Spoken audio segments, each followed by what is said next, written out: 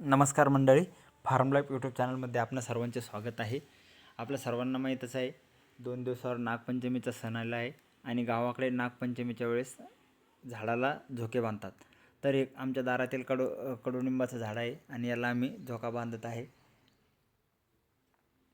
या फांदीला दोरीच्या सहाय्याने झोका बांधत आहे आम्ही आता. हा झोका लहान मुले तसेच घरातील सर्व व्यक्ती खेळतात. अंगणातला झोका सर्वजण झोके घेतात.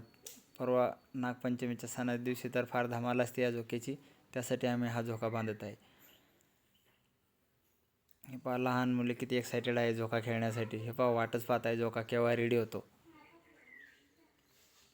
आता इकडच्या साईडने हा दोरी बांधणं चालू आहे. दुसऱ्या बाजूने बांध झाली की झोका तयार होतो. हे पहा झोका तयार झालेला आहे आणि माझी आजी आता झोका घेणार आहे.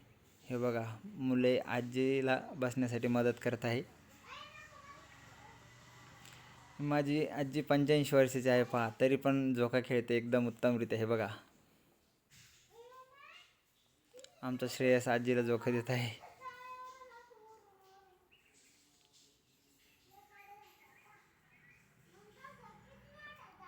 हे पहा किती छान मजा करत आहे झोक्याची.